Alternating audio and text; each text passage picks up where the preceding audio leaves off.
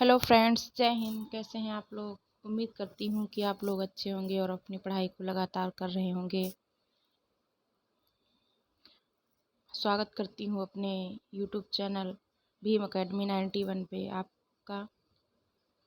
चलिए आज शुरू करते हैं। बाल विकास एवं शिक्षा शास्त्र, child development and pedagogy, previous year CTET 2011 1 से 5 तक जो पेपर होता है। तो प्रश्न हमारा एक क्या कहता है? प्राथमिक स्तर पर एक शिक्षक में निम्न में से किसे सबसे महत्वपूर्ण विशेषता मानना चाहिए? तो सबसे महत्वपूर्ण विशेषता क्या है? ऑप्शन आपके 4 दिए हुए हैं, ABCD। तो सही ऑप्शन आपको चूज करना है। धैर्य और दृढ़ता, शिक्षण पद्धतियों और विषयों के ज्ञान में दक्षता, अति मानक भाषा में पढ़ने में दक्षता और पढ़ने की उत्सुकता। तो आप लोग सही आंसर कीजिए। इसका सही आंसर है धैर्य और दृढ़ता। क्या है? धैर्य और दृढ़ता। प्राथमिक स्तर पर एक शिक्षक में सबसे महत्वपूर्ण विशेषता क्या होती है? धैर्य और दृढ़ता होनी चाहिए, क्योंकि अगर उसके अंदर ही धैर्य नहीं है तो वो बच्चों को अच्छी तरीके से नहीं सिखा पाएगा। तो धैर्य होना बहुत ही ज़रूरी है, जिससे कि शिक्षक किसी भी परिस्थिति में किसी भी छात्र या छात्रा की सहजता से समस्याओं का समाधान कर सकता है। Okay, next. एक शिक्षक अपने लोकतांत्रिक स्वभाव के कारण विद्यार्थियों को पूरी कक्षा में कहीं भी बैठने की अनुमति देता है। कुछ शिक्षार्थी एक साथ बैठते हैं और चर्चा करते हैं या सामूहिक पठन करते हैं, कुछ चुपचाप बैठकर अपने आप पढ़ते हैं। एक अभिभावक को यह पसंद नहीं आता है। इस स्थिति से निपटने का निम्न में से कौन सा तरीका सबसे बेहतर हो सकता है? आप लोग आंसर करिए।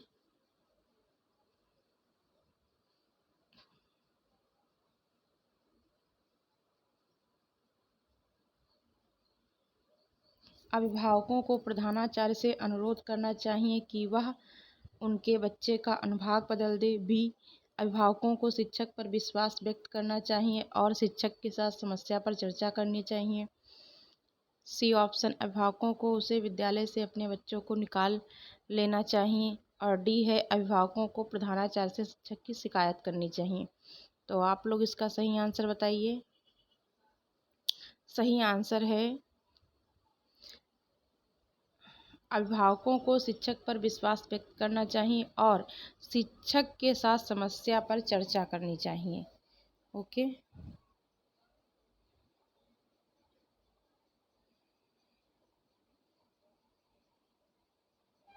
नेक्स्ट क्वेश्चन क्या है?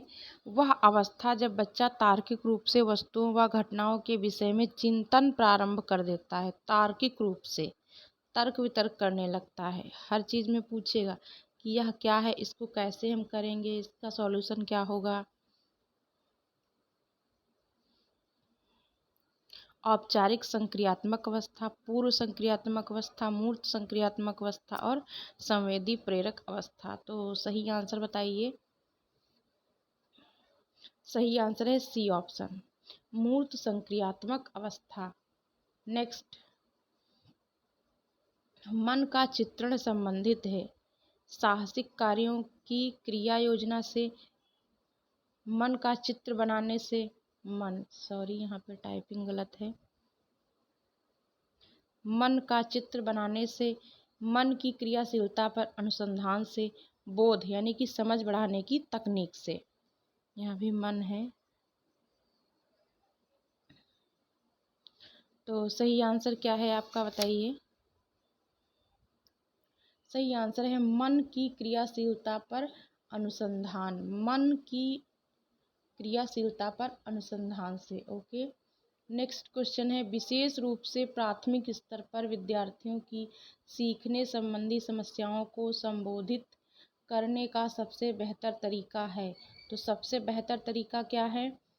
महंगी और चमकदार सहायक सामग्री का प्रयोग करना, सरल और रोचक पाठ्य पुस्तकों का प्रयोग करना, कहानी कथन पद्धति का प्रयोग करना, क्षमता के अनुरूप विभिन्न शिक्षण पद्धतियों का प्रयोग करना। आप लोग इसका सही आंसर बताइए। सही आंसर है इसका क्षमता के अनुरूप विभिन्न शिक्षण पद्धतियों का प्रयोग करना। ओके। शिक्षार्थी की अंतर्जात प्रतिभाओं का पोषण करने के अवसर उपलब्ध।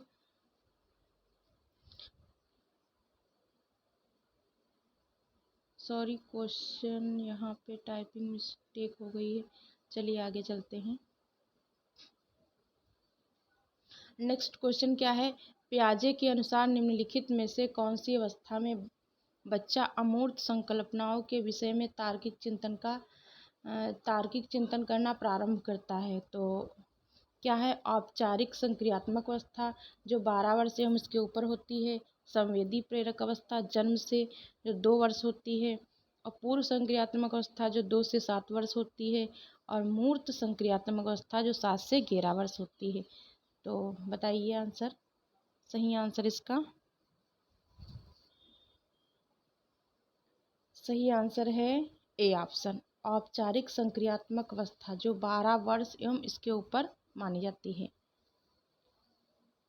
नेक्स्ट क्वेश्चन क्या कहता है? सीखना समृद्ध हो सकता है यदि सीखना समृद्ध हो सकता है यदि कक्षा में अधिक से अधिक शिक्षण सामग्री का प्रयोग किया जाए, शिक्षक विभिन्न प्रकार की व्याख्यान और स्पष्टीकरण का प्रयोग करें। सी है वास्तविक दुनिया से उदाहरणों को कक्षा में लाया जाए जिसमें विद्यार्थी एक दूसरे से अंतःक्रिया करे और शिक्षक उस प्रक्रिया को सुगम बनाए।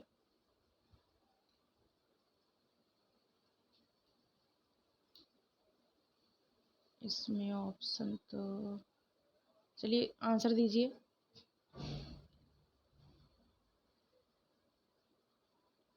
तो इसका सही आंसर है वास्तविक दुनिया से उदाहरणों को कक्षा में लाया जाए जिसमें विद्यार्थी एक दूसरे से अंतःक्रिया करे और शिक्षक उस प्रक्रिया को सुगम बनाए। नेक्स्ट क्वेश्चन है 9 नंबर, निम्नलिखित में से कौन से कथन को सीखने की प्रक्रिया को विशेषता नहीं मानना चाहिए? निम्नलिखित में से कौन से कथन को सीखने की प्रक्रिया की विशेषता नहीं मानना चाहिए? तो सीखना एक व्यापक प्रक्रिया है, सीखना लक्ष्योन्मुखी होता है, अधिगम भी सीखने की प्रक्रिया है, शैक्षणिक संस्थान ही एकमात्र स्थान है जहां अधिगम प्राप्त होता है। सही आंसर बताइए। सही आंसर है डी, शैक्षिक संस्थान भी एकमात्र स्थान है जहां अधिगम प्राप्त होता है। नेक्स्ट, 5वीं कक्षा के दृष्टिबाधित विद्यार्थी के माता पिता और मित्रों द्वारा उसे दैनिक कार्यों को करने में सहायता की जानी चाहिए। विद्यार्थी के साथ कक्षा में सामान्य रूप से व्यवहार किया जाना चाहिए और श्रव्य सीडी के माध्यम से सहायता उपलब्ध कराई जानी चाहिए। विद्यार्थी के साथ कक्षा में विशेष व्यवहार किया जाना चाहिए और विद्यार्थी को निचले स्तर के कार्य करने की छूट मिलनी चाहिए। तो 10 नंबर का आंसर बताइए आप लोग। आंसर है इसका सही बी, विद्यार्थी के साथ कक्षा में सामान्य रूप से व्यवहार किया जाना चाहिए और श्रव्य सीडी के माध्यम से सहायता उपलब्ध कराई जानी चाहिए। नेक्स्ट, निम्नलिखित में से कौन सा बच्चों की सामाजिक मनोवैज्ञानिक आवश्यकताओं के साथ संबद्ध नहीं है? संवेगात्मक सुरक्षा की आवश्यकता, बी शरीर में अपशिष्ट पदार्थ का नियमित रूप से बाहर निकलना, सी संगत की आवश्यकता, डी सामाजिक अनुमोदन अथवा सराहना की आवश्यकता। सही आंसर बताइए। शरीर में अपशिष्ट पदार्थ का नियमित रूप से बाहर निकलना। नेक्स्ट, वह कौन सा स्थान है जहां बच्चों के संज्ञानात्मक विकास को सबसे बेहतर तरीके से परिभाषित किया जा सकता है? ए ऑप्शन विद्यालय एवं कक्षा पर्यावरण, बी सभागार, सी घर, डी खेल का मैदान। तो सही आंसर है विद्यालय एवं कक्षा पर्यावरण। नेक्स्ट, डैश डैश डैश को एक अभिप्रेरित शिक्षक का संकेतक माना जाता है। ए ऑप्शन शिक्षक द्वारा किया गया उपचारात्मक, विद्यार्थी द्वारा प्रश्न पूछना, कक्षा में एकदम खामोशी, कक्षा में अधिकतम उपस्थिति। तो बताइए आंसर 13 नंबर का।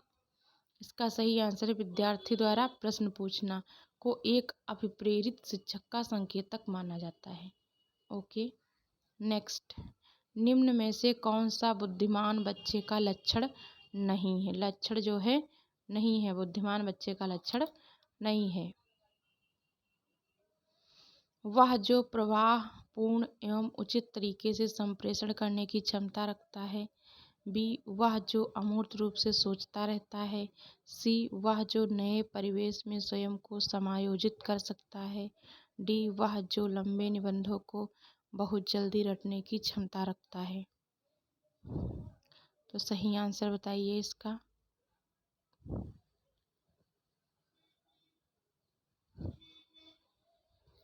निगेटिव देखना है तो इसका निगेटिव ऑप्शन है वह जो लंबे निबंधों को बहुत जल्दी रटने की क्षमता रखता है।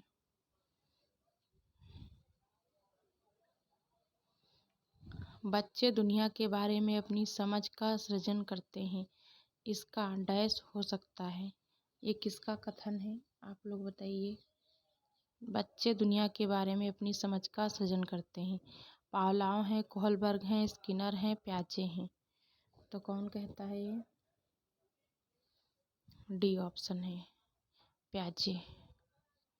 नेक्स्ट, कृतिका अक्सर घर में ज़्यादा बात नहीं करती लेकिन विद्यालय में वह काफ़ी बात करती है। यह दर्शाता है कि शिक्षकों की मांग होती है कि बच्चे विद्यालय में खूब बात करें। कृतिका को अपना घर बिल्कुल पसंद नहीं है।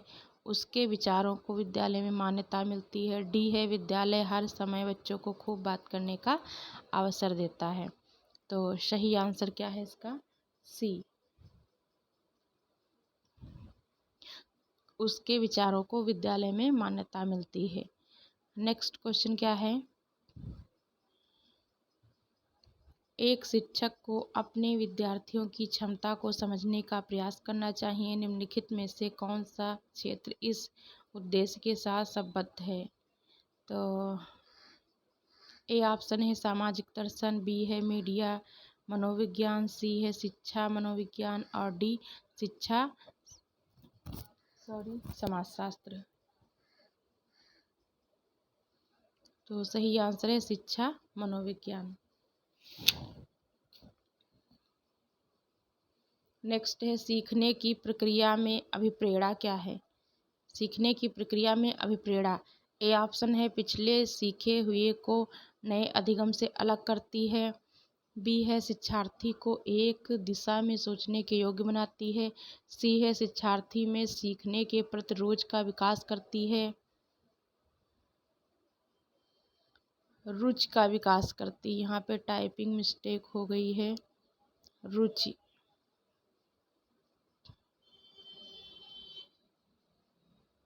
रुचि का विकास करती है और डी है शिक्षार्थियों की स्मरण शक्ति को पैना बनाती है। तो आप लोग सही आंसर बताइए। तो सही आंसर इसका है सी ऑप्शन, शिक्षार्थियों में सीखने के प्रति रुचि का विकास करती है, इंटरेस्ट जगाती है। शिक्षा के क्षेत्र में पाठ्यचर्या शब्दावली डैश की ओर संकेत करती है। ए ऑप्शन है विद्यालय का संपूर्ण कार्यक्रम जिसमें विद्यार्थी प्रतिदिन अनुभव प्राप्त करते हैं। बी है मूल्यांकन प्रतिक्रिया। सी है कक्षा में प्रयुक्त की जाने वाली पाठ्य सामग्री और डी है शिक्षण पद्धति एवं पढ़ाई जाने वाली विषय वस्तु। आप लोग सही आंसर बताइए। सही आंसर है ए,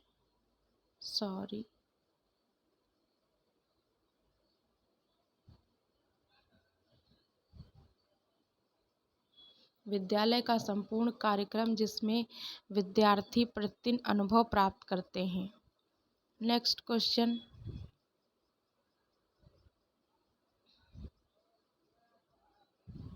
निचली कक्षाओं में शिक्षण की खेल पद्धति मूल रूप से आधारित है।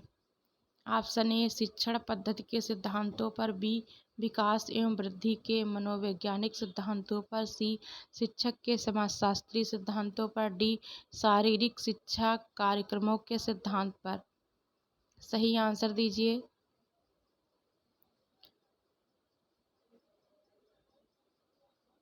सही आंसर है बी विकास एवं वृद्धि के मनोवैज्ञानिक सिद्धांतों पर।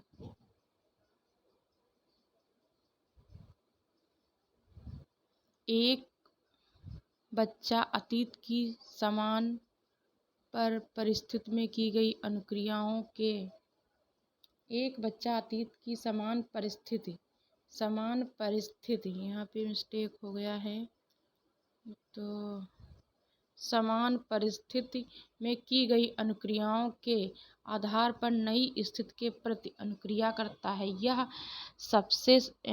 किससे संबंधित है? ए ऑप्शन है सीखने का प्रभाव नियम, बी है सीखने की प्रक्रिया का अभिवृत्ति नियम, सी है सीखने का तत्परता नियम और डी है सीखने का सादृश्यता नियम। तो सही आंसर क्या है इसका? सही आंसर है सीखने का सादृश्यता नियम। अगर आप लोगों को हमारी वीडियो पसंद आ रही है तो आप लोग हमारे चैनल को लाइक, सब्सक्राइब एंड शेयर करिए। Thank you. नेक्स्ट क्वेश्चन है, डैश प्रतिभाशाली होने का संकेत नहीं है। प्रतिभाशाली होने का संकेत नहीं है। दूसरों के साथ झगड़ना, अभिव्यक्ति में नवीनता, जिज्ञासा और सृजनात्मकता, सृजनात्मक विचार। तो सही आंसर है दूसरों के साथ झगड़ना। यह कोई प्रतिभाशाली होने का संकेत नहीं है कि हम दूसरे से झगड़ें। नेक्स्ट क्या है, विशेष आवश्यकता वाले बच्चों को शिक्षा उपलब्ध कराई जानी चाहिए। विशेष विद्यालयों में विशेष बच्चों के लिए विकसित पद्धतियों द्वारा, विशेष विद्यालयों में शिक्षकों द्वारा या अन्य बच्चों के साथ। तो सही आंसर बताइए इसका, अन्य सामान्य बच्चों के साथ। विशेष विद्यालयों में विशेष बच्चों के लिए विकसित पद्धतियों द्वारा नहीं, यह नहीं हो सकता।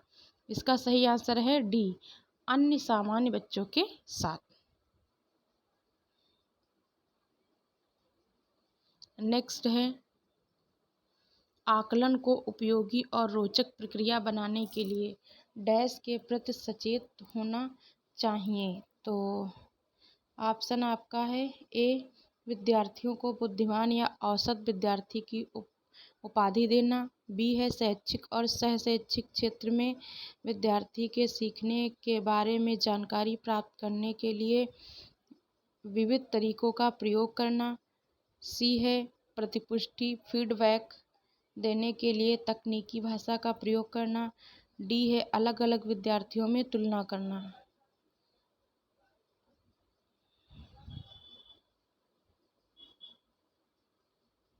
आप लोग सही आंसर बताइए इसका।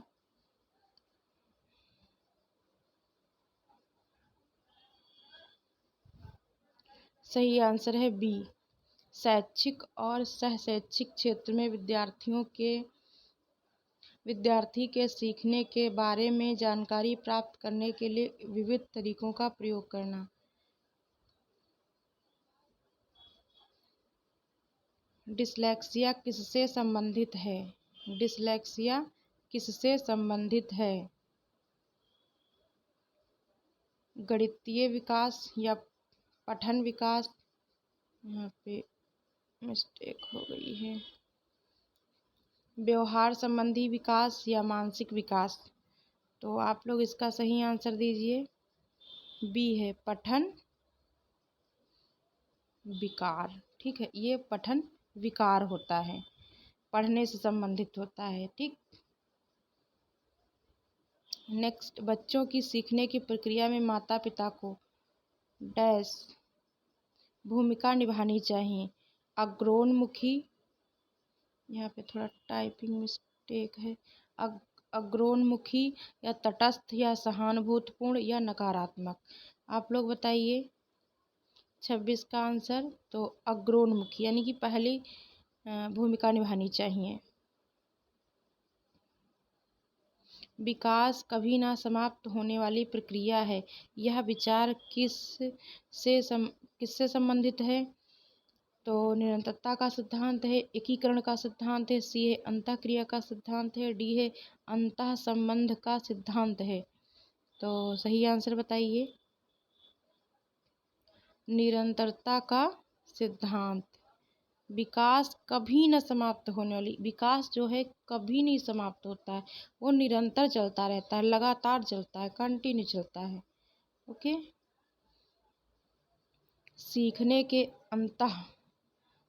सीखने के अंतःदृष्टि सिद्धांत को किसने बढ़ावा दिया है?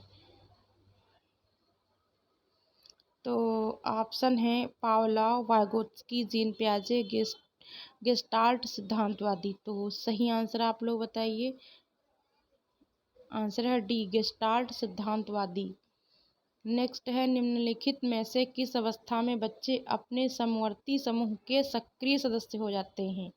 समवर्ती समूह के सक्रिय सदस्य किस अवस्था में बच्चे हो जाते हैं? तो प्रौढ़ अवस्था, पूर्व बाल्यावस्था, या फिर सी है बाल्यावस्था, या डी है किशोरावस्था। वेरी इंपॉर्टेंट प्रश्न है। तो ये है किशोरावस्था। अगर आपको मेरा वीडियो हेल्पफुल लगता है तो आप लोग मेरे चैनल को प्लीज़ सब्सक्राइब कीजिए। नेक्स्ट, बच्चों के बौद्धिक विकास की 4 विशिष्ट अवस्थाओं की पहचान की गई है। एरिक्सन द्वारा, बी है स्किनर द्वारा, सी है पियाजे द्वारा, और डी है कोहलबर्ग द्वारा। तो आप लोग बताइए इसका सही आंसर। तो इसका सही आंसर है सी, जीन पियाजे द्वारा। तो आज के 30 क्वेश्चन पूरे हुए। अगर आप लोगों को हमारी वीडियो, हमारा कंटेंट पसंद आ रहा है तो आप लोग हमारे वीडियो को शेयर करिए, लाइक करिए और सब्सक्राइब करिए हमारे चैनल को। Thanks for watching. कल मिलते हैं 30 क्वेश्चन लेकर। वेरी वेरी इंपॉर्टेंट 30 क्वेश्चन थे और आप लोग अपनी पढ़ाई को लगातार करते रहिए। उम्मीद है कि इस बार आप लोग अच्छे से अच्छा स्कोर करेंगे। Thank you.